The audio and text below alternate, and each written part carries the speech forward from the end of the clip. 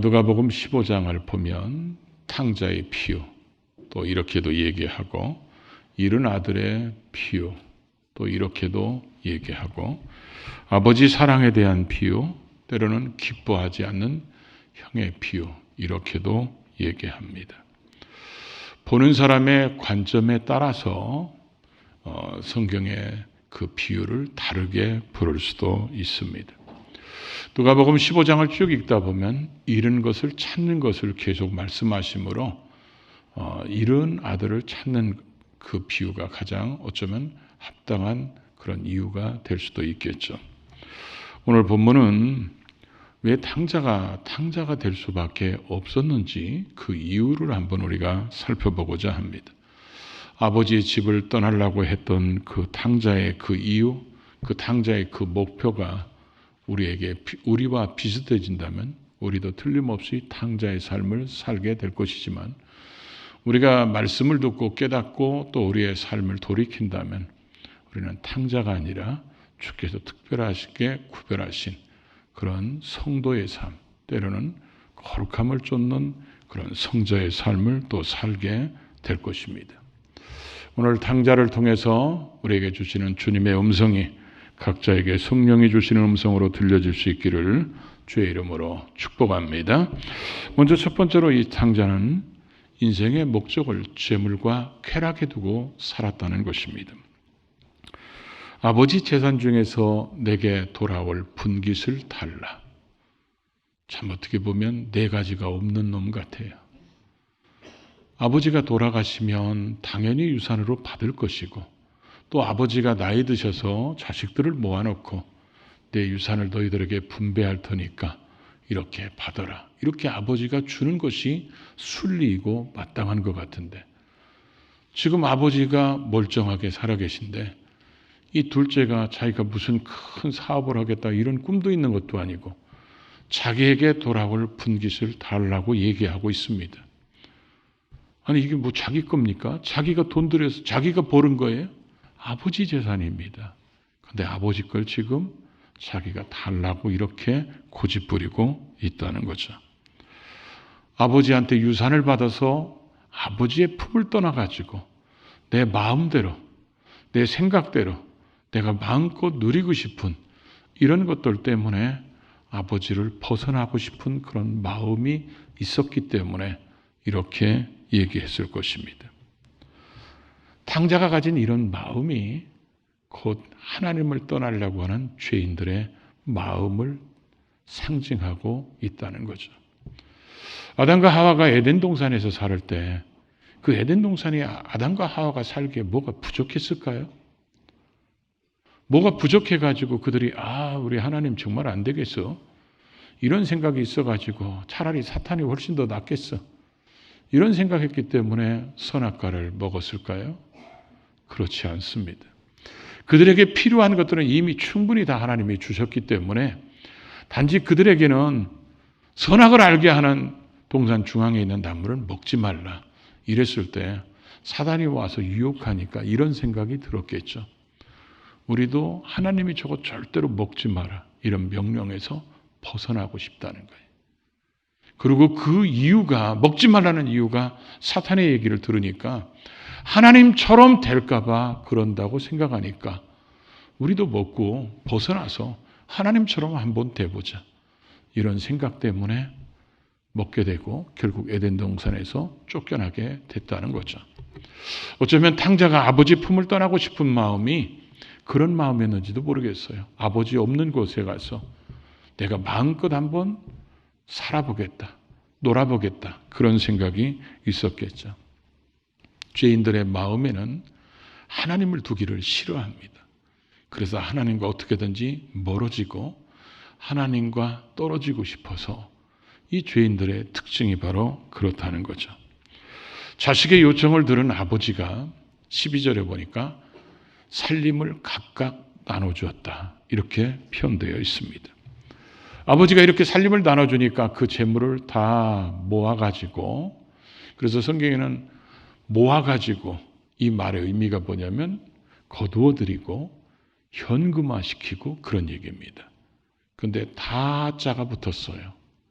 그 다자가 붙은 이유는 이런 의미일 겁니다. 아버지와의 그 관계도 끊어버리고 형제와의 그 끈끈한 정도 다 끊어버리고 이제는 그 아버지와 함께 살고 형과 같이 살고 가족과 함께 사는 이런 것도 다 끊어버리고 내가 원하는 내가 생각하는 그런 삶을 살고 싶어서 그 재산을 다 현금화시켜서 아버지를 떠나갔다는 것입니다. 그래서 아버지를 떠나갔는데 더군다나 성경은 먼 나라로 갔다고 얘기하고 있습니다. 아마 먼 나라의 그 기준이 뭘까요? 얼만큼가요? 뭘까요? 아마 아버지의 영향력이 미치지 않는 곳이라고 이 당자는 생각하게 됐을 것입니다. 이 당자의 마음속에 아버지를 떠나고 싶은 그 마음이 자리 잡았다는 거죠. 그래서 내가 먼 나라에 가서 이렇게 살아봐야지. 이게 자리 잡는 순간 아버지 품을 벗어나기 시작했다는 거죠. 오늘 많은 그리스도인들에게 아버지와 같이 사는 하나님과 같이 살고 하나님과 함께 거하는 이 삶에서 다른 것이 껴들으면 하나님보다 더 소중한 것들이 껴들으면 결국 이들은 하나님과 멀어질 방법을 찾기 시작합니다. 하나님과 멀어질 때를 찾기 시작한다는 거죠. 그래서 하나님과 멀어지는 삶을 살게 되는데 이 당자에게 왜 돈이 필요했을까요? 왜 재물이 필요했을까요? 아버지가 여전히 살아계신데 그런 아버지 앞에서 내 분깃의 재물을 달라고 하면서 왜 이렇게 돈에 목매는 이런 삶을 살았을까요? 그 사람이 돈 가지고 뭘 했는지를 보면 그 돈을 가지고 싶은 목적이 뭔지가 보여집니다. 당자가 이 돈 가지고 가서 멋진 사업을 펼쳤다든지 이거 가지고 나서 다른 사람들을 구제하거나 어떤 거룩한 선교사에게 뭔가를 쓴 게 아니고 성경은 그의 삶을 허랑방탕하게 그 돈을 낭비했다고 기록하고 있습니다. 허랑방탕하게라는 그 말의 의미는 구원에 합당하지 않는 이런 문자적인 의미를 가지고 있습니다. 그래서 낭비하다, 무절제하게 쓰다. 그런데 아버지가 각각 살림을 나눠줬다 이렇게 얘기했는데 그 살림이란 단어가 이 헬라의 원어에 보니까 뭐라고 쓰냐면 생명이란 단어로 쓰여져 있습니다. 왜 살림이란 단어를 생명이란 단어로 썼을까요? 우리는 이 땅에서 살아가면서 생존을 위해서 꼭 필요한 물질들이 있습니다. 그게 있어야 사서 먹을 수 있고 그게 있어야 기거할 수 있고 그래서 인간의 기본적인 삶을 유지하기 위한 생명과 같은 그런 재물 요걸 지금 탕자에게 줬다는 것입니다. 그러면 이 탕자는 그 생명과 같이 자기의 생존을 유지할 수 있는 그런 재물을 받았으면 자기의 생존을 위해서 그걸 써야 되는데 생존과 아무 상관이 없는 곳에 이 재물을 썼다는 것입니다. 그래서 허랑방탕하다는 말이 뭐라고 그랬어요? 문자적 의미가 구원과는 아무 상관이 없는. 우리는 예수 믿고 구원받은 사람들입니다. 구원받아서 하나님이 선택한 하나님의 백성들이 우리의 삶 속에서 되어지는 모든 일들은 구원과 관계된 삶을 살아야 됩니다. 우리가 어떤 일을 행하든지 어떤 일을 구하든지 어떤 사람을 만나든지 무엇을 하든지 하나님의 뜻이 펼쳐지는 이런 삶을 살아야 되는데 그런 삶이 아니고 죄악에 쫓고 내 정욕을 쫓는 이런 삶을 사는 것이 성경에서는 바로 허랑방탕한 삶이라고 말씀하고 있다는 거죠. 그래서 그 재산을 다 낭비했다고 그랬는데 이 낭비했다는 말의 원어를 보니까 어떤 의미로 쓰여졌냐면요. 우리가 농사를 져보신 분들은 이렇게 알곡과 쭉쟁이가 섞여 있을 때 이걸 키질을 하죠. 키질을 하면 바람이 옆에서 불게 하거나 아니면 바람 부는 것을 갖다 놓고 해서 키질을 하면 이 쭉쟁이는 다 날아갑니다. 알곡은 안에 남고 이렇게 쓸모없는 쭉쟁이. 본래 이게 예를 들어서 우리가 모를 심었다고 그러면 모가 심어서 자라가지고 이삭을 맺어서 곡식 알곡이 있어야 되는데 있어야 할 자리는 있었지만 결국 그 결과가 쭉쟁이밖에 안 남았으면 아무런 쓸모없이 그 자리만 차지하고 있었다는 거죠. 쓸모없고 무가치하고 허황된 것 이게 낭비라는 단어입니다. 지금 이 사람은 구원과는 상관없는 그 삶의 영역으로 나가서 하나님이 우리를 구원해 주시고 하나님이 우리를 선택해 주신 그 하나님의 목적에 아무 상관없는 인생을 무가치하고 허무한 것에 자기 인생을 낭비했다. 그런 얘기입니다. 우리는 이 탕자를 보면서 몇 가지 생각해 볼 필요가 있습니다. 오늘 우리는 탕자가 안 닮았다고 생각할 수도 있겠죠. 그러나 탕자가 가지고 있는 이 생각이 우리 속에 있다면 오늘 우리가 탕자라는 거죠. 이 탕자는 돈을 버는 방법이 자기가 독립해서 나가서 뭔가 얻겠다 이런 얘기가 아니고 아버지 유산만 받겠다는 겁니다. 돈 버는 방법이 자기가 뭔가를 해서 얻으려고 하는 게 아니라 부모님이 자기들이 힘들어서 버는 것을 빨리 내 거 내놓으라고 이렇게 유산 가지고 자기의 재산을 형성해 보겠다는 생각을 가진 사람이 오늘날의 탕자입니다. 자기가 아무것도 하지 않으면서 부모님이 주는 거 가지고는 나는 뭔가를 해야 돼. 이런 생각만 가지고 있고 또 탕자 같은 생각이 뭐냐. 그렇게 얻은 재물을 가지고 그 재물을 자기의 인생에 허랑방탕하게 낭비하는데 그 재물을 쓰고 싶은 생각이 그 사람을 지배한다면 그 사람 역시 탕자의 생각이 그 사람을 지배하는 삶이라는 거죠. 많은 사람들이 이런 얘기를 합니다. 돈이 있어야 돼. 돈이 있어야 먹을 수 있고 마실 수 있고 누릴 수 있고 가질 수 있고 맞는 얘기입니다. 필요합니다.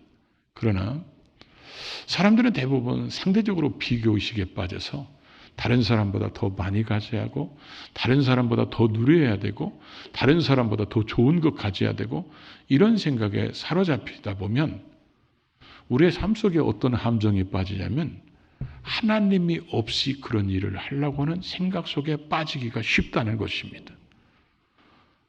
예수님이 재림하실 때 사람들이 먹고 마시고 시집가고 장가간다 이렇게 표현하고 있습니다. 노아의 때와 같이 먹고 마시고 시집가고 장가가고 그러면 우리가 볼 때는 평범한 거잖아요.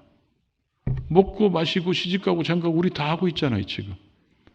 그런데 왜 그때가 주님이 재림할 때라고 그랬을까요? 거기에는 예배가 없기 때문에 그렇습니다. 하나님이 없기 때문에 그런 거예요. 하나님이 없이 먹고 마시는 거. 하나님 없이 시집가고 장가가면서 자기 인생을 하나님 없이 하나님과 상관없이 살아가려고 하는 그런 삶이 바로 탕자의 삶이고 그런 삶이 인생을 낭비하는 삶이고 그런 삶이 하나님이 보실 때 하나님이 원하는 삶이 아니라는 것입니다. 우리는 재물이 생기면 이런 생각을 가져야 됩니다. 하나님이 왜 이런 돈을 주셨을까? 왜 이런 재물을 주셨을까? 또 나는 왜 재물을 벌어야지? 내가 뭘 하려고 재물을 벌어야 하는가? 이 재물이 생겼으면 이걸 뭘 하려고 이 재물을 내가 어디다 어떻게 써야 되는가? 하나님 앞에서 우리 자신들을 점검하고 돌아보지 않으면 우리의 생각 속에도 탕자가 가진 생각이 우리를 지배하면 우리도 인생을 낭비하는 삶을 살기가 쉽다는 것을 이 탕자를 통해서 우리에게 보여주고 있다는 것입니다. 이 탕자는 두 번째 보면서 저는 이런 생각이 들었어요. 아버지에 대한 생각은 1도도 없는가? 자식이 유산을 달라고 해서 그걸 가지고 자기를 떠나려고 하는 이 자식이 요구하는데 이걸 주고 싶지 않은데 줄 수밖에 없는 이런 아버지의 마음은 생각을 못했나? 가족 생각은 하나도 없나? 어떻게 자기밖에 모르지? 자기 생각만 자기가 원하는 것 그런 삶을 살고 싶다고 그래가지고 자기 안중에는 아버지도 없고 형도 없고 가족도 없고 아무것도 없는 하나님도 없는 그런 삶을 살아가는 아주 이기적인 삶의 모습이 이 탕자의 모습이라는 거죠. 주님이 재림하실 때 사람들이 극도의 이기주의에 빠지게 될 것이라고 성경은 우리에게 말씀하고 있습니다. 자기밖에 몰라요. 그러다 보니까 돈에 연결됐을 때 돈 때문에 형제도 안 보입니다. 돈 때문에 부모 자식도 없어요. 돈 때문에 친구도 없습니다. 돈 때문에 수없이 배신들을 합니다. 왜냐하면 자기만 생각하기 때문에 그런 거예요. 하나님을 떠나려고 하는 이 탕자의 마음은 오히려 하나님을 섬기는 것보다 자기 인생을 즐기는 것이 훨씬 더 중요하다고 생각했을 것입니다. 이게 바로 탐욕에 지배당하는 그런 모습이죠. 반면에 예수님께서는 우리를 구원하러 이 땅에 오시는데 예수님이 이기적인 마음으로 가득 차 있다면 이 땅에 오시지도 않았을 것입니다. 하나님이신 그분이 빌립보서 2장 5절 이하에 보면 사람의 종의 형체를 가지고 이 땅에 입어서 육신의 몸으로 이 땅에 태어나서 십자가에 죽으시고 우리를 위해서 그 피를 흘리면서 부활하셔서 우리에게 구원을 주심으로 하나님의 우리에게 대한 그 위대한 사랑이 이루어지도록 예수님께서 자기를 희생하신 이타적인 삶을 살았기 때문에 우리가 구원받았다는 거죠.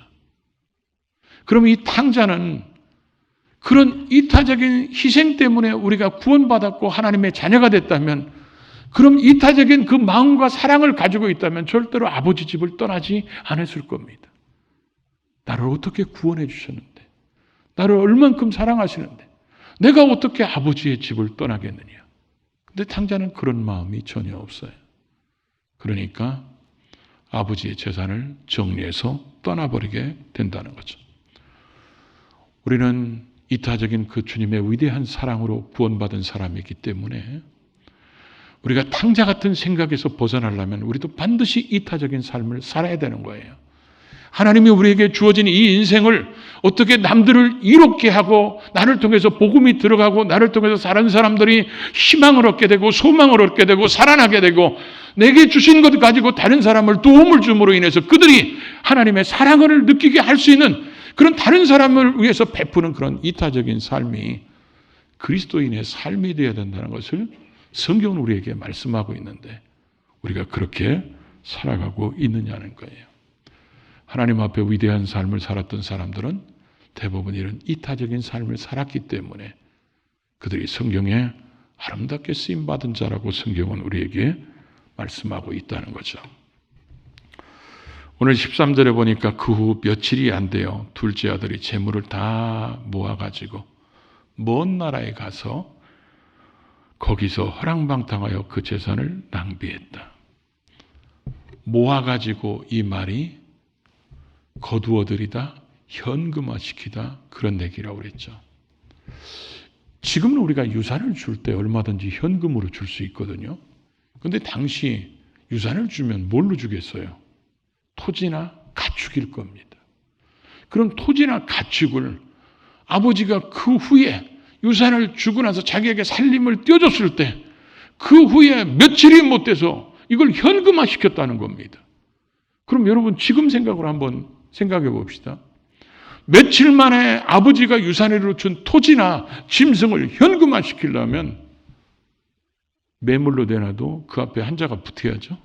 금매물이 돼야 됩니다. 그런 금매물은 내가 지금 급하기 때문에 내놓는 거기 때문에 보통 시가보다 덜 받아야 되잖아요. 아버지가 그렇게 남겨둔 유산을 이런 1차적으로 이런 허비를 하고 있다는 거예요. 이 유산을 가지고 내가 어떻게 쓸 것인가? 아버지가 정말 내가 원했다고 이렇게 주셨는데 내가 구원받은 이후로 천국에 들어가는 그날까지 이 재물을 어떻게 쓸 것인가? 길게 보아야 된다는 거예요. 하나님 앞에 서는 그날까지. 그리고 이런 재물이 생겼을 때 하나님의 관점에서 이걸 우리가 어떻게 하나님은 내게 이걸 어떻게 쓰기를 원하시는지 하나님의 관점에서 쳐다봐야 되는데 이 탕자는 그런 게 하나도 없습니다. 즉흥적으로 단 며칠 만에 현금화시켜서 그것을 허랑방탕하게 다 썼다는 것입니다. 얼마나 허랑방탕하게 썼으면 흉년이 왔을 때 돼지가 먹는 쥐염 열매를 먹고 싶어도 먹을 것이 없을 정도로 이렇게 폭망한 삶을 살게 됐을까요? 그는 계획 없이 허랑방탕하게 살았다는 것을 보여주고 있다는 거죠. 우리는 이 땅에 살아가면서 하나님 앞에서 우리에게 탕자적인 생각이 우리를 지배하지 않도록 늘 우리가 하나님을 품을 떠나는 게 아니라 하나님께 돌아가는 삶을 살아야 되거든요. 종교개혁 주일입니다. 종교개혁이 뭔지 아시죠? 오직 은혜로, 오직 믿음으로, 오직 성경으로 하나님을 떠나가는 탕자적인 삶을 사는 우리들이 다시 하나님께 돌아가야 된다. 그래서 성경으로 돌아가고 믿음으로 돌아가고 주의 은혜로 돌아가야만이 우리는 아버지 집에서 아버지의 마음을 헤아리면서 살 수 있는데, 그런 운동을 일으킨 것이 종교개혁입니다. 그게 10월 마지막 주가 종교개혁이에요. 이 10월 마지막 날인데 무슨 날인 줄 아시죠? 할로윈데이입니다. 할로윈데이가 뭔지 제 페이스북에 올려놓은 거 한번 보십시오. 사탄의 축제입니다. 왜 종교개혁 주일에 이 사탄의 축제를 만들어 놨을까요? 하나님을 떠난 사람들이 하나님께 돌아가야 된다 이렇게 하는 것들을 망가뜨리고, 너희는 하나님 품에서 떠나서 너희가 계획하고 뜻한 바대로 살아야 된다. 이게 사탄의 생각이잖아요. 우리는 어떤 날을 정했을 때는요, 그 의도가 있다는 것을 우리는 잊어버려서는 안 된다는 것입니다. 말씀을 정리하고 싶습니다. 우리는 우리가 물질에 대한 생각이 내가 노력하지 않고 부모로부터 얻으려고 하는 이런 탕자적인 생각을 가지고 살고 있지는 않는지, 물질이 생기면 이 탕자처럼 허랑방탕한 것이 내 인생의 목표처럼 살아가는 것이 우리 속에 잠재되어 있지는 않은지 우리를 돌아보고, 가장 복 있는 삶은 우리가 이런 찬양을 드리죠. 하나님의 비전이 나의 비전이 되고, 하나님의 꿈이 나의 꿈이 되고, 하나님 품 안에서 이런 삶을 산다면 우리는 얼마나 멋진 삶을 살아갈 수 있을까요? 하나님은 오늘 우리가 탕자같이 사는 게 아니라 그런 삶을 살기를 원할 거예요. 그래서 하나님께서 지금 흉년을 줬다는 거예요. 오늘 14절에 보면 크게 흉년이 들었다는 거예요. 이 누가복음을 누가 썼죠? 누가 썼어요? 누가가 썼어요. 사도행전은 누가 씁니까? 누가가 썼어요. 사도행전 11장 28절에도 큰 흉년이 든다는 단어가 나옵니다. 지금 여기 15장 14절에도 크게 흉년이 들었다. 그러면 같은 누가가 썼기 때문에 이 크게라는 단어와 큰 흉년이라는 단어를, 똑같은 큰 흉년이기 때문에 같은 단어를 써야 되는데 같은 단어를 안 썼습니다. 사도행전 11장 28절에 나오는 흉년은 큰, 커다란, 막대한 그런 흉년 이렇게 써놓고, 이 누가복음 15장 14절에 나오는 큰 흉년은 힘있는, 강력한 이런 흉년이라고 써놨어요. 그런데 이 힘있는 강력한의 헬라어 단어가 누구에게만 쓰여지냐? 하나님에게만 쓰여집니다. 그러니까 하나님이 강력하고 힘있게 흉년을 줬다는 거예요. 누구 때문에요? 탕자 때문에 줬다는 거죠. 이것 때문에 탕자가 깨닫고 돌이킵니다. 유대인들이 제일 싫어하는 게 돼지 키우는 거예요. 돼지를 키우는데 돼지가 먹는 쥐염 열매도 먹을 것이 없었다는 거죠. 무슨 얘기예요? 돼지만 또 못하다는 거죠. 우리는 그런 삶을 살기를 하나님이 원치 않는다는 겁니다. 탕자의 마음이 우리 속에서 사라지고, 탕자의 생각이 우리 속에서 사라지고, 오직 하나님의 비전, 하나님의 꿈이 우리를 지배하는 그런 복 있는 삶을 살 수 있기를 주의 이름으로 축복합니다.